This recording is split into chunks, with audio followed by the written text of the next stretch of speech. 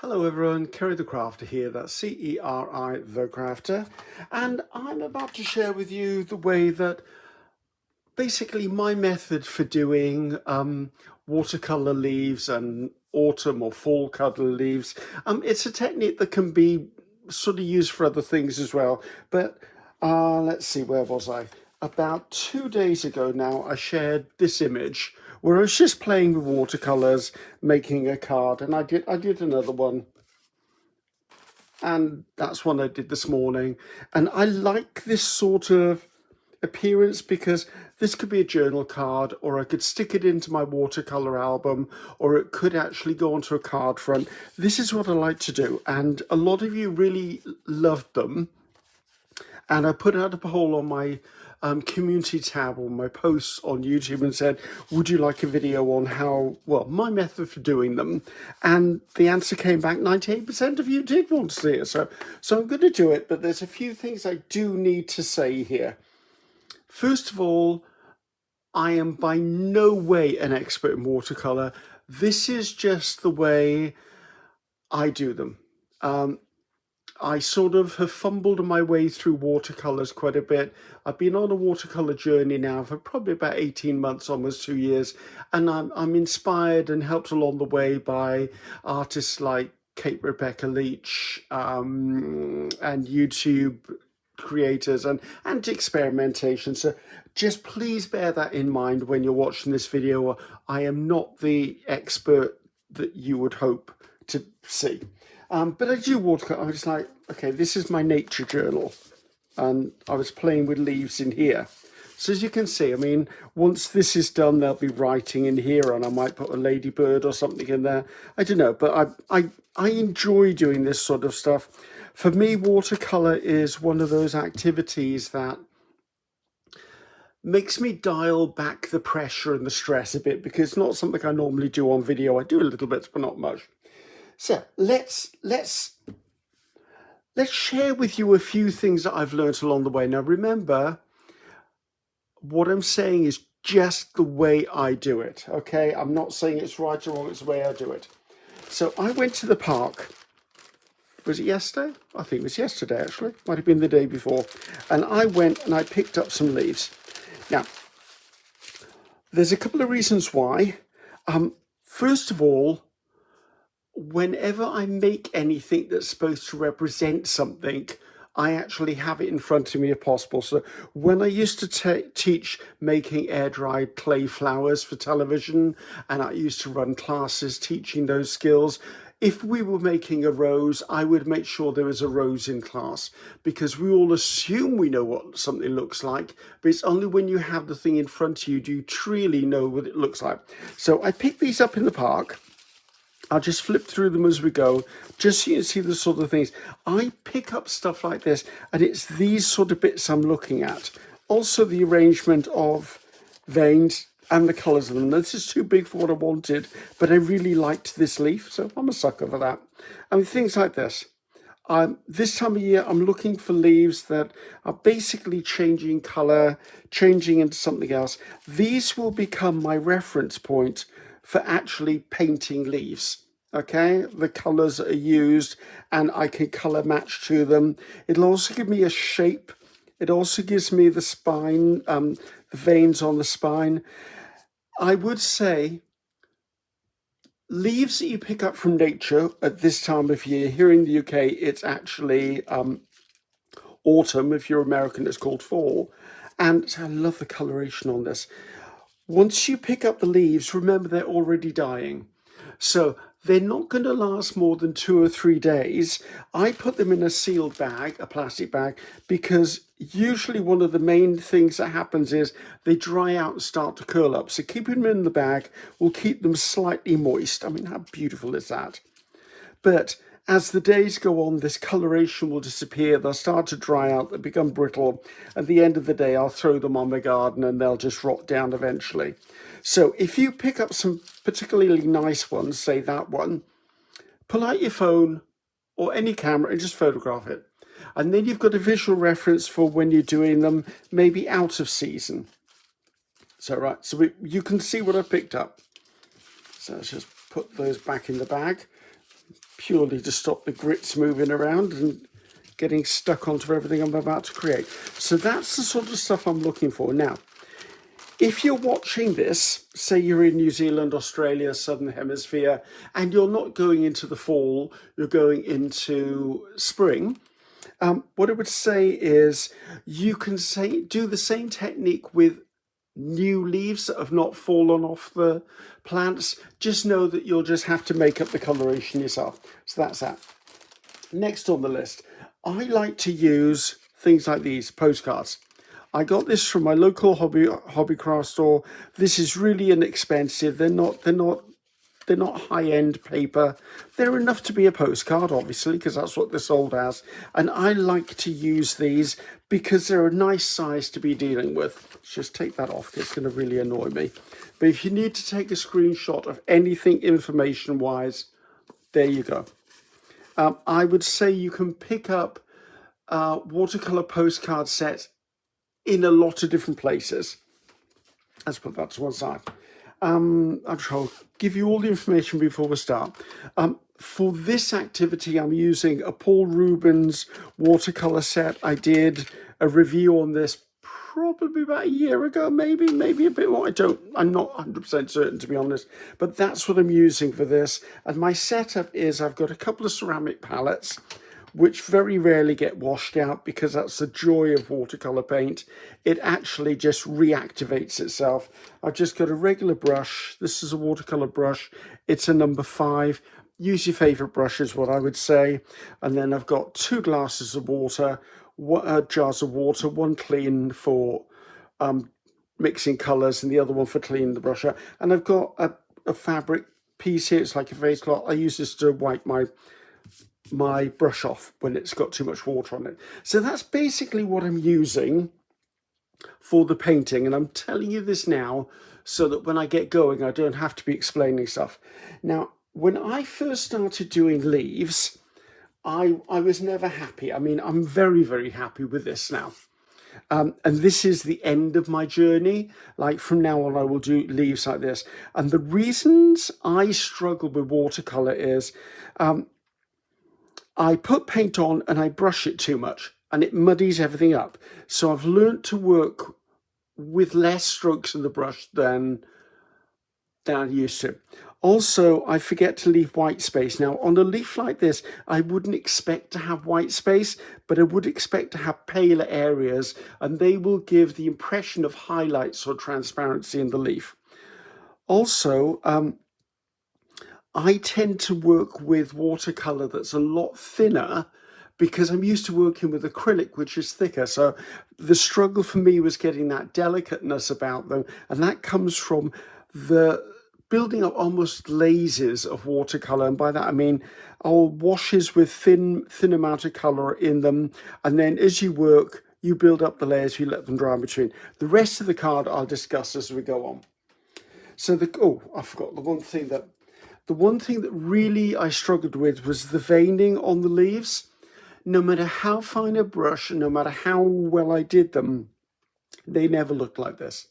And that's where the way I do them comes in. And as I said,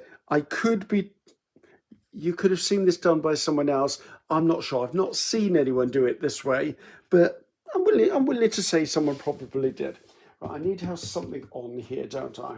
Right, I'm just going to grab, it's obviously from a travel magazine. Now, what I would say for getting the veins onto your watercolor paper, which is the first thing I do, you kind of need to move. I wouldn't say you need to move quickly, but you need to move with a purpose, because I start off by using inks.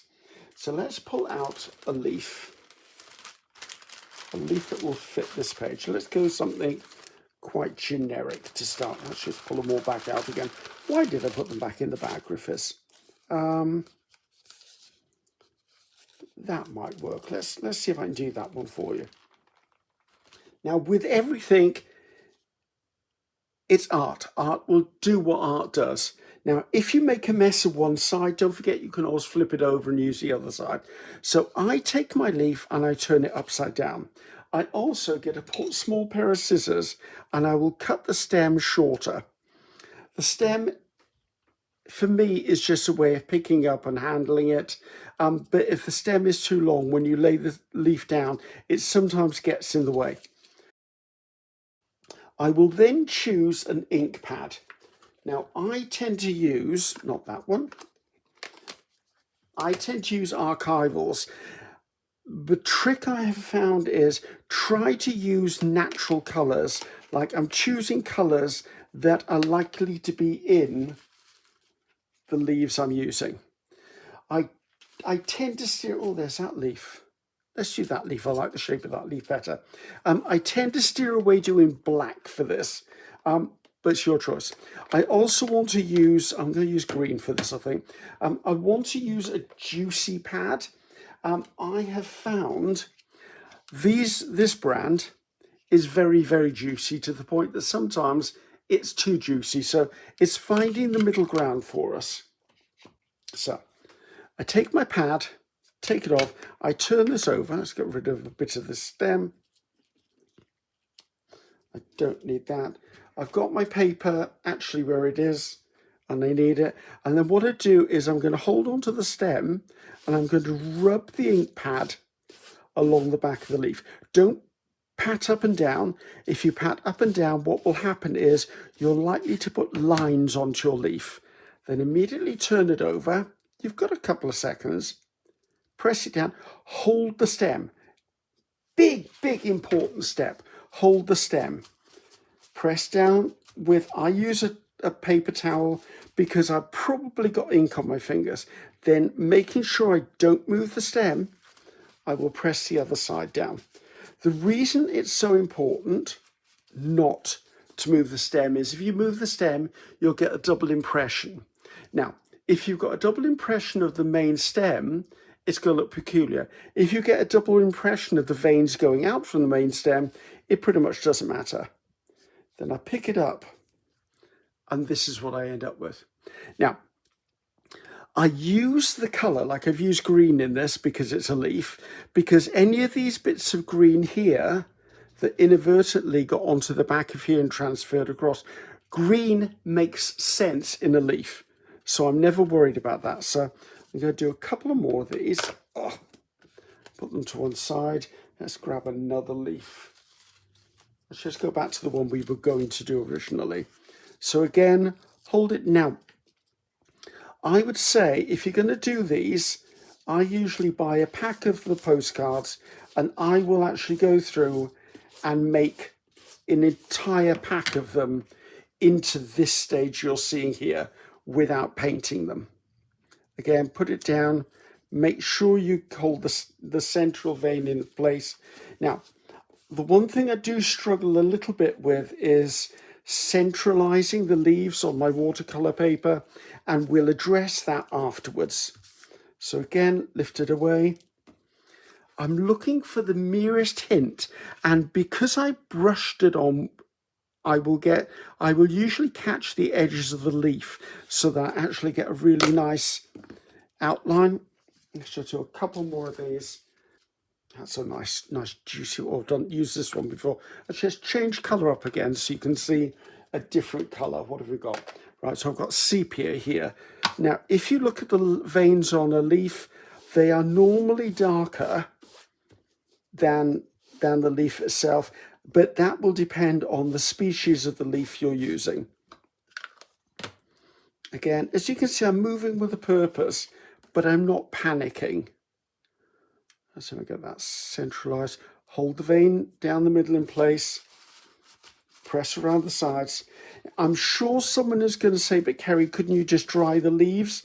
You can press the leaves in a flower press, but what it does is it kind of squishes the veins at the back, so you don't get a nice impression of the veins. Let's lift that off there. It's another one. I should do another one of those because I really like those. I just want to use up the rest of this pad. That's where I'm going. So one more time. Let's do the same one again because that's a nice leaf. The other colour I sometimes use is red, because obviously they're autumn, therefore there's a good chance there's going to be red involved, especially if you're doing something like a maple or an acer, and the red leaves then make sense.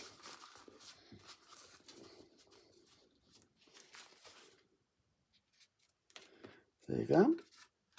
That was a good one. Right, and this card can be saved. Not throwing that out. It's a good piece of card. So now the messy bit is done. Let's get rid of that. Lid back on the ink. So these are the 4 I've just made, but then these are the ones that I've already put together. As you can see, they're really, really fine. Like, that's a lovely one. And there's a double one there. But you can see what I mean. It's just, it gives you something that is an outline. Now, I could quite easily put these in a box and not use them today. I might use them another day. Actually, let's do this one. I think that one might look nice. Let's double check. I want that one. Right. So these can go to one side. I've already done some, so we don't need to do any more. Now, from here on in, it's up to you how you work. I would say that as you've got things like leaves that have already got the colour, if you choose, put a leaf next to you and try to replicate it. I'm not doing that for this video because I don't want to be comparing one to the other. It'll take me too long to do. So make sure your fingers are clean because you're going to be holding stuff. Now, I'm hoping these are in shot. I am going to do my best to zoom in as much as I can. Okay, guys? But if I don't zoom in enough, forgive me for it. Is this one not straight? I suppose I could straighten it up when I cut it. I might cut this afterwards. So my first thing is I'm going to put couple of bits of water into the middle of my palette. And let's say the base color of this is yellow. So I'm going to come in and pick up some yellow from there. And I'm looking for a really, really light wash. Some would call it a glaze. So just using my paintbrush, going to come in. I'm literally going to put a light glaze on here. The reason I'm doing a light glaze is it helps me define the leaf. It helps me understand where the edges of this leaf are. And I work quite quickly for no other reason than I work quickly. Again, just using the edge of the brush around the edge.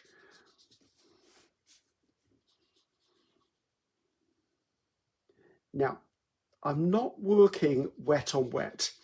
And for those of you who are unfamiliar with that, wet on wet means that you wet the surface, then you put watercolour onto it, and then that watercolour spreads out. I'm not purposefully doing that, in that I'm not making this saturated, but I do want to keep it damp. So as you can see, this is where I'm at. Now that in itself is beautiful. So what I'm going to do now is I'm going to come in, a little bit more water once again, a little more intensity. And this time I'm going to work. Now, let's see if I can find a leaf to explain it to you. Okay, if we look at a leaf here, you will find that usually the veins will create barriers between the colour receding, or what will happen is it will happen in bands of colour. So now when I'm coming in with this next layer, I'm going to focus more on getting colour down, but I'm working in the direction of the veins. I'm also not overly bothered at the moment about colouring it completely. Also, I like to come in, and it's this point I can use a bit of a jagged motion, like a pushing back and forth along the edge, and that point of my brush will help give natural serrations.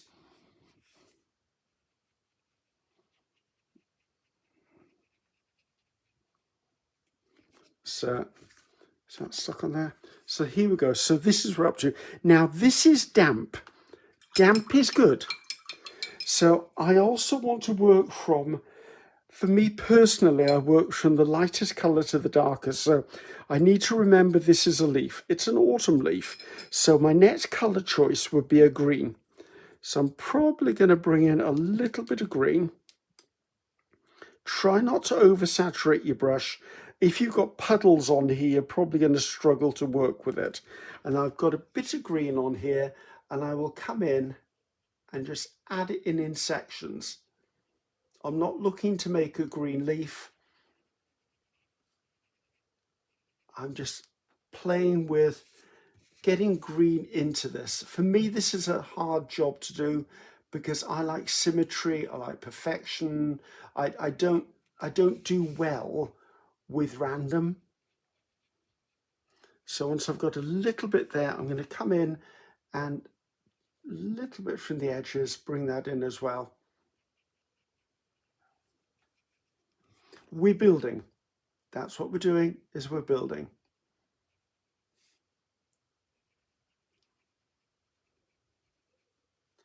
Now, as you can, let's take that up to there. So as you can see, as this starts to dry, you're going to have almost an outline to these places. I like to take a damp brush, and I take my brush, wet it, and then take the little bit off. And then I just do little circular motions along those edges that are drying out. And that should blend them into the damp surface below. And it's not that the lines are a bad thing, they're not. Sometimes you can use them to great effect when you're putting browns and stuff in. But it does just mean that this little bit of an action just blends that away. So see, we're up to there.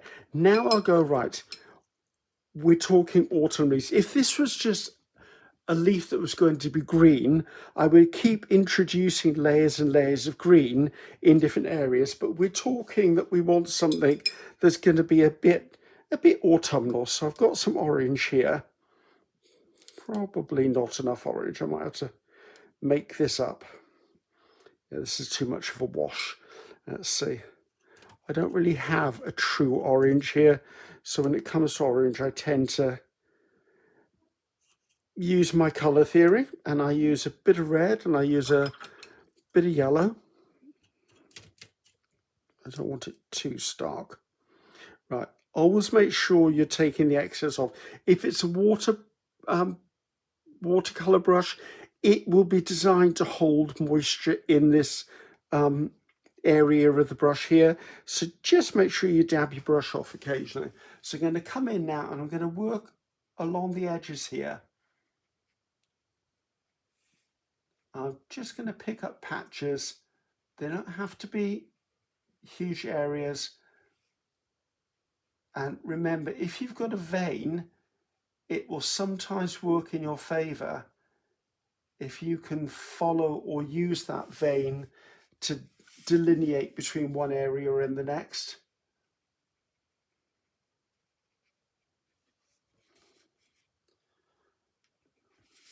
So it doesn't matter if a color carries across, just tend to think about where it would naturally be coloring. A little bit there, I think.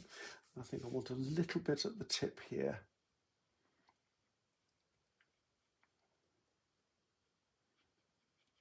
There's probably watercolorists out there cringing at the moment. But you know what? Right, so I've got to this point.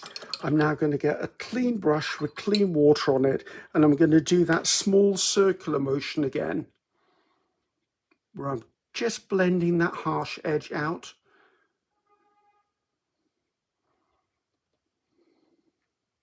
Where the line of the vein is, I could leave that if I choose to.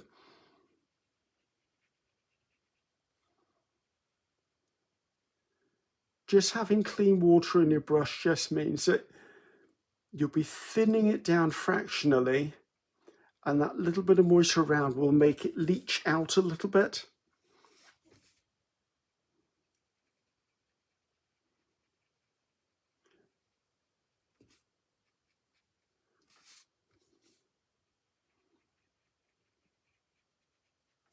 Always try to remember the direction of veining. Because if I went that way, it would not make sense to the overall piece.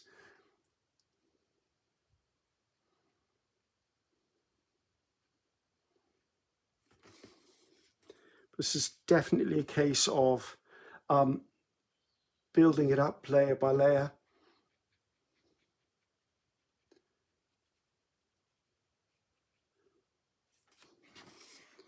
I should just soften that back just a little tiny bit.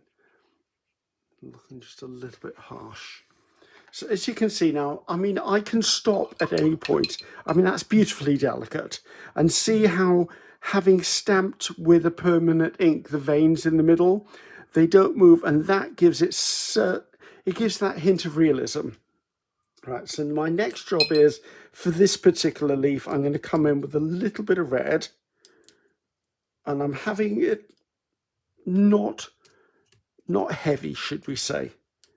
It's going to be, again, a little bit, because now I'm thinking, okay, so if this leaf is dying, the orange would lead to red, because red is the next stage up from where we're at. So if I come in and add little bits of this in the areas that I've got the orange in them, that will make sense. Mind you, it doesn't have to be that way. I could come in here quite easily and just add a random bit of red here.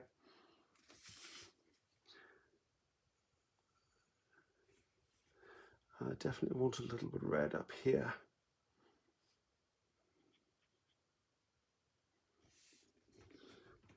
Again, getting my clean brush. Sorry if you're finding this repetitive, guys, but this is what I do. This is how I make this work.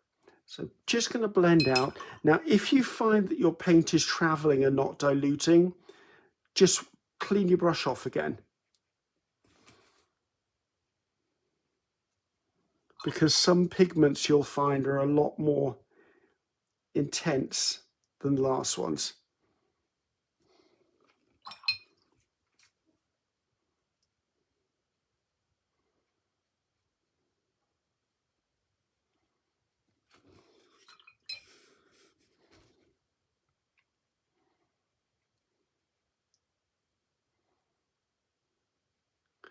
Just trying to break up that a little tiny bit there. I don't want it to be that harsh line.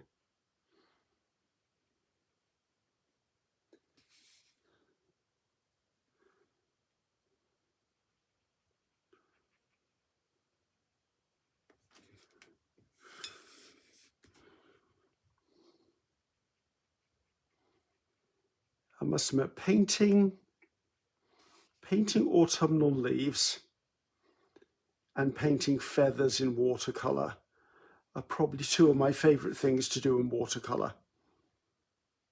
I mean, I like doing mushrooms and things like that as well, but I must admit, it's leaves. Now, all the way along, I haven't dried this at all. I'm literally letting it dry naturally, but the dampness will just keep this going. It's lovely. Now, I think I want to come in again with a little bit of the green. And it's just going back and forth and back and forth. Now, for me, this is my theory anyway, the green would be nearer the central spine because the leaf is drawing the green back into itself as it's dying off. So this is where I would come in with the green. Because to me, that's kind of, in my little world, that's where my logic makes sense that it would be.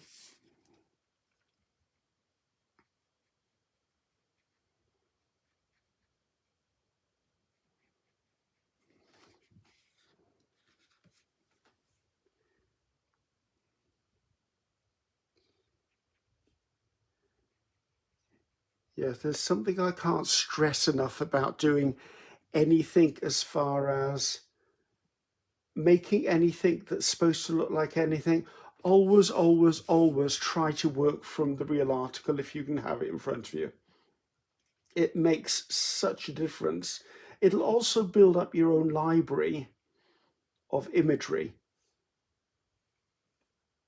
It amazes me how much we think we know about a shape of something or a coloration of something, but when it comes to it, we really don't. Unless you've been working with that thing for a long time. Like if I was to make a rose out of air drying clay for you, I probably now, because I've made hundreds of air drying clay roses in my life, I probably wouldn't need to look at one. Although if the opportunity arose, I would definitely keep one close to me, because it's good to be reminded, especially if you're trying to make something that is a specific species. And that will go for leaves. Like I'm making this a fantasy leaf. If I wanted to make a maple or a Japanese acer that was a certain species, I would definitely try to have one in front of me, or at least a really good source image. Right, now we're almost there with this. We're almost there. There's a few more things I want to do, and I'm going to pull in now some brown. I like to use brown as one of the last layers. I tend not to use black as a solid black. If I'm using a black, it's usually a black that has been mixed with brown, because black is a combination of stuff. So I'm going to come in with this now. There isn't a stem down here, which I'll put in a minute, but I'm going to bring in the brown from the top. So that's where I would expect to see it. And I would bring a little bit down the spine. It looks like it's not really strong enough for me.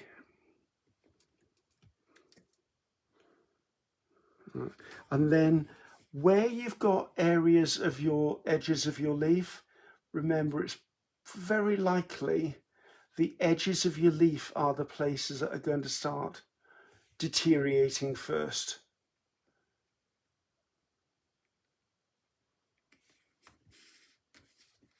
And again, if you've got red into orange, you're probably going to have brown on the outside.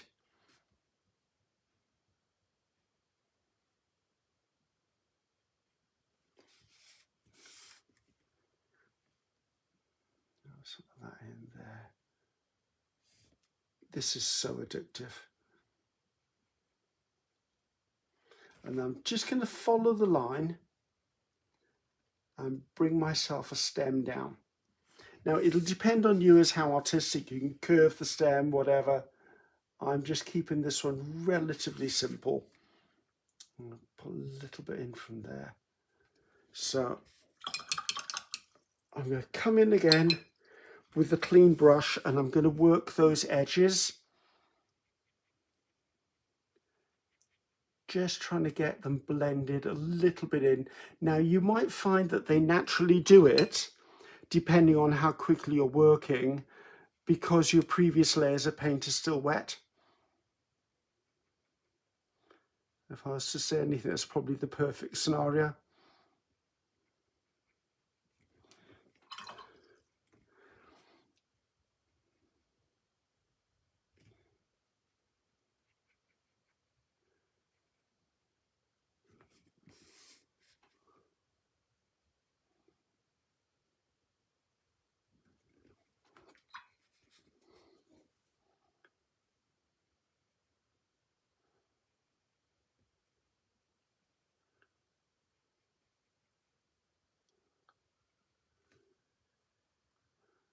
So I've gone quiet, haven't I?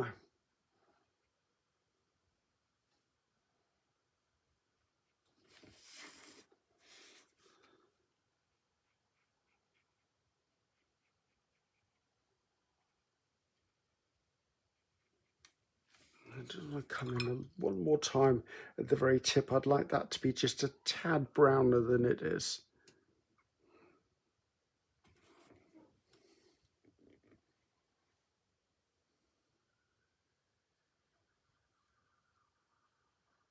Now, the other thing to remember with this also is Watercolours dry lighter.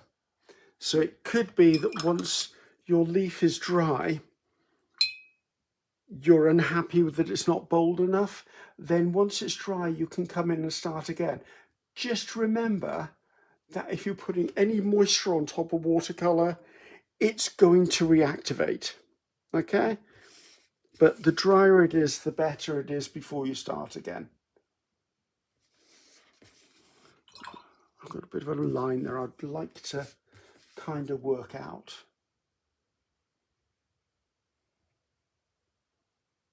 There you go. So I'm going to pause you for a second, because before I could do the next bit, I need to do one really important thing. I need to let this dry. What I want to do is I want to put some really dark dots on here as if it's starting to rot or be eaten. Let's see if I can find one. Things like these. Now, if I try to put those dots on when this is still wet, they're going to bleed out.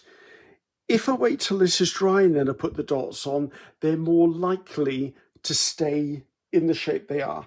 Also, what I want to do is, once this is dry, I'm going to take my trimmer and just realign this, because I really like that as a leaf to be straight. But we'll see. I mean, I'm not sure that I can actually make it straight because I brought the stem down so far. And I'm back. Okay, it's nice and dry now. Well, it's as dry as it needs to be. I did manage to square up this so that that line is almost as in the center. What I would say is, if you're going to do something with the leaf, try to get it in the center or try to get it to one side. Having it partially just doesn't seem to work for some reason. But that's just a matter of taste. As you can see, that one's as centralized as I could get it as well. So next couple of steps for me, the way I do it anyway, is I'm going to come in. Now, this color here is actually a mixture of brown and black. So if I was looking at acrylics, it would be something along the lines of Van Dyke brown. So it's a really, really dark color. I'm just reactivating it just enough. Now, I'm planning to do little black dots or dark dots as if things are falling into, they're deteriorating, or where bugs have nibbled at them. But don't go crazy with it. They wouldn't be, let's see if I can find some on some of these leaves. Like if you look here, there's only 3 or 4 on there. This one, they're starting to come in here. Like this one. I mean, if I hold it up to the light, you might be able to see it. They're coming in here and a few down there. So don't go overboard with the dots. Now, you could splatter it, but if you splatter it, you're going to be stuck with trying to confine it to that. So I'm just going to come in, just the very tip of my brush, and I go vertically, and I'm just doing a few little dots here and there. Now, the dots don't need to be in any particular area. They totally disregard the veins on leaves. I mean, in the leaves I've got anyway. So I would say just do what you feel is enough to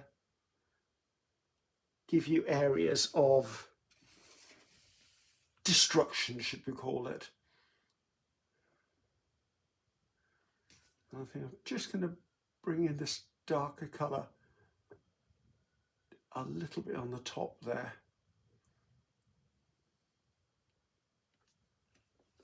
I'm just going to blend that little bit out at the bottom there.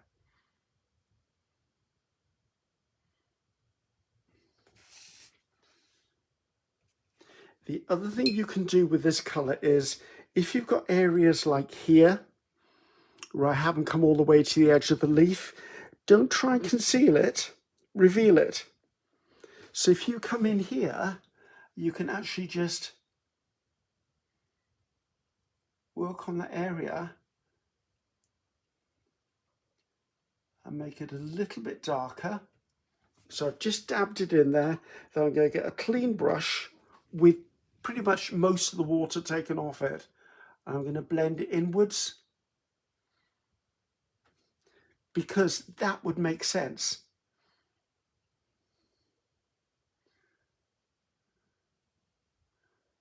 There you go. See, so it's totally in character for something like that to be there.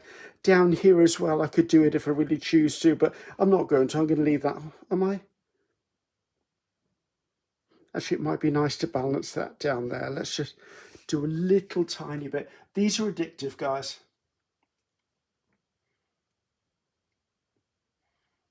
Another good thing to remember about this process too is no one is ever going to see the original leaf.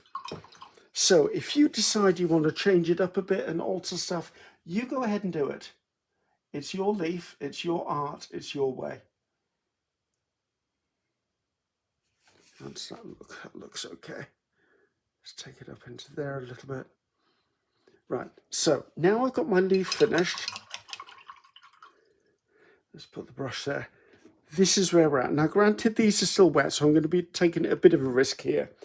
I personally like to take the smallest rounder that I've got, which is the 4mm, and I like to just nip the corners. I even do this if I'm putting onto a layer for front of a greetings card or something. So there you go, I've just done that. I now like to work on the rest of my card to give me something of interest. So let's just put a bit of white kitchen paper down. It's probably not going to help you a lot because it's white. But you know what? I need something to protect this. So I'm just going to move my stuff over to one side. Now, the next thing we're going to do is I'm going to bring in a small gel plate. You don't need a gel plate. I'm using a gel plate because I've got one. You just need a surface that you can put some watercolor paint onto. Now, I use foam stamps. I design foam stamps, so why wouldn't I use foam stamps? I use foam stamp with watercolor. Yes, someone's going to go, what? Yes, you can. So I'm going to use this one, I think, Sketchy Grid. So what I'm going to do is come in, I'm going to take a little bit of water, and I'm going to work directly from my palette, not my washes. Now, what colour do I want? I quite like the idea of a warm brown. So I'm just going to come in and I'm just going to put some of the warm brown on my gel plate. Now, it's not going to spread around very much. It doesn't like to be. It's water-based, so it's not going to spread around as much as you think you need it to be. But that's fine because it's going to be picked up on a stamp. So we're looking at that, guys. Let's just leave that in there. Then I'm going to come in with my stamp and I'm going to stamp around on it a little bit to build up on here. And then I'm going to come in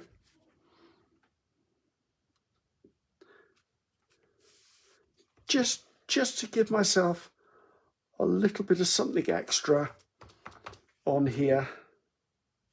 So a little bit there. And I don't mind if it's crooked. I don't mind if it's going off at an angle. As you can see, that's watercolor and it's stamped. Now, if you're using a really defined stamp, it's not going to stamp perfectly. I mean, if we look at, where's this one? I stamp spirals. Because of the nature of the watercolor paper, it's always going to bleed a bit, but it'll give an interesting element, should we say. So let's just clean that one off. Where was the one I was going to use with it? I think I'd like something round with this one. I've done spirals. Dots, the bubble wrap one looks really, oh, actually, I was going to say, should I use squiggles? That's a bit, I think I want circles. Let's just use circles because a squiggle would look too confusing. Right, now, I choose the colours for the mark making from in the leaf. Okay, and that's again a personal preference. Just take that off there, or I'm going to have real mud.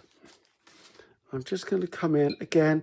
I think I want to pull in some of this reddish colour, which I think was possibly that one.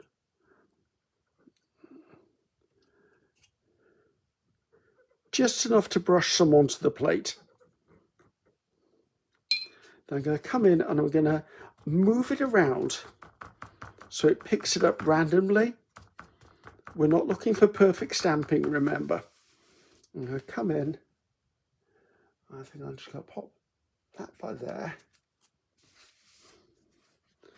And because of the organic shapes on these, you can actually turn it around and use shapes that would mirror or match what you're stamping on. I think I'm going to use this one up here, just to a little bit of a nod up in that corner. Actually, I want another one up there as well. There you go.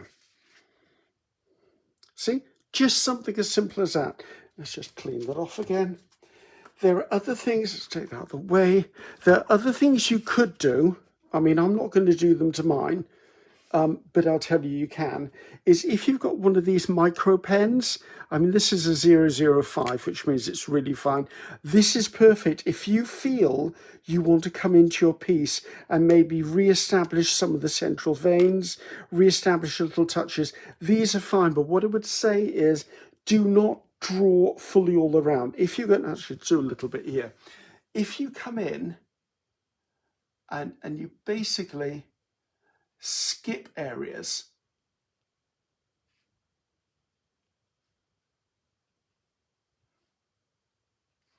do not try to do a perfect outline. It'll just look really weird for you.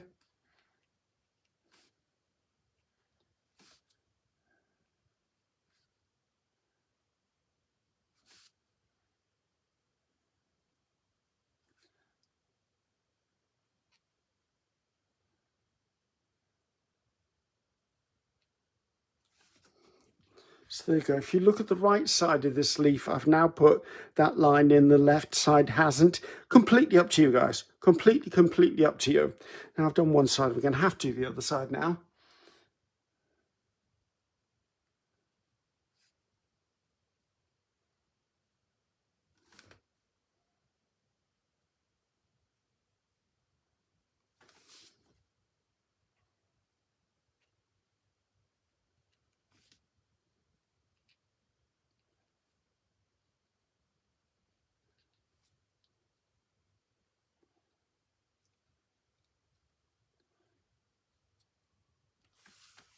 There you go. And obviously, whenever you create anything that is uniquely yours, always make sure you sign your art.